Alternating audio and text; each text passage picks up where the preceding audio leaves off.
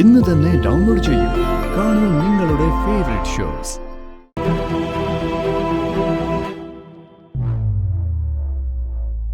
ആ കുട്ടിയില്ലേ കൃഷ്ണ, നിങ്ങളുടെ കൂടെ നിന്നിരുന്ന അവളുടെ അച്ഛനാരാ?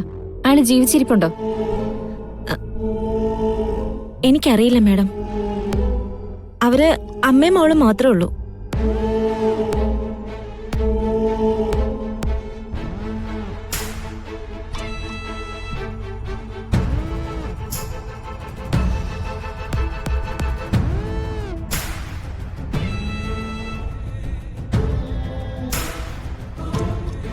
അച്ഛനെ കുറിച്ച് ആ കുട്ടി ഒന്നും പറയാറില്ലേ?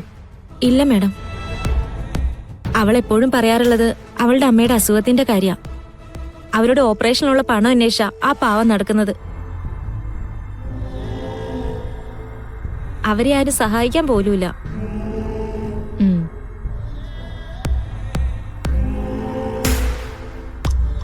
സിനി, മാം, ആ ജോലിക്കാരിയോട് ഒന്നിങ്ങോട്ട് വരാൻ പറയും. സുനന്ദ,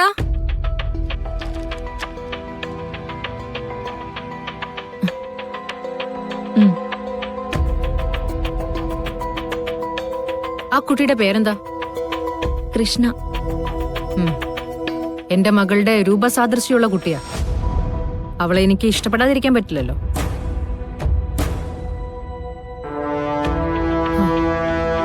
ആ കുട്ടിയുടെ അമ്മയുടെ ഓപ്പറേഷന് വേണ്ടിയിട്ടുള്ള സഹായങ്ങൾ ഞാൻ ചെയ്യാം. സത്യമാണോ മാഡം? അതെ, ആ കുട്ടിയെ വിവരം അറിയിക്കും. ഇന്ന് തന്നെ എന്നെ വന്ന് കാണാനും പറയും. പറയാം മാഡം. ഇക്കാര്യം തൽക്കാലം ആ കുട്ടി മാത്രം അറിഞ്ഞാ മതി, വേറെ ആരോടും പറയണ്ട. പോയിക്കോളൂ. വലിയൊരു കാര്യമോ മാഡം ചെയ്യുന്നേ. ആ കുട്ടിയുടെയും അവളുടെ അമ്മയുടെയും പ്രാർത്ഥന മാഡത്തിനുണ്ടാവും. പോയിക്കോ. മാം, എന്താ ഇങ്ങനെ? കാര്യമുണ്ട്.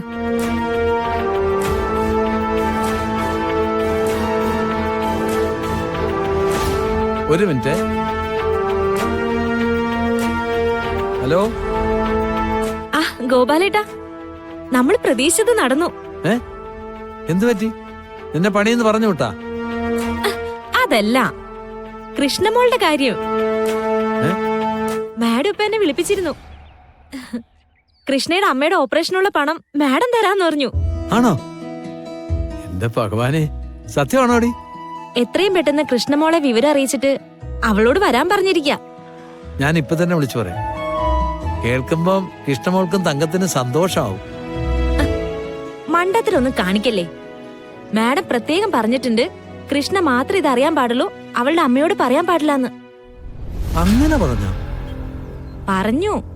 കാര്യങ്ങൾ ഓരോന്നായിട്ട് തെളിഞ്ഞു വരികയാണല്ലോ സുനന്ദേ. ഇനി ഇവരിൽ ആരാണ് രണ്ട് മക്കളെ പ്രസവിച്ചു എന്ന് മാത്രം അറിഞ്ഞാ മതി. ആ കണ്ടുപിടുത്തമൊക്കെ നമുക്ക് പിന്നെ നടത്താം. ഗോപാലേട്ടൻ പെട്ടെന്ന് കൃഷ്ണയെ വിളിക്കാൻ നോക്ക്. ഞാൻ ഇപ്പൊ തന്നെ വിളിക്കാടി. ഓ, ആ പെങ്കൊച്ചിന്റെ അലച്ചിന് ഒരു പരിഹാരമായല്ലോ. ഓക്കെ.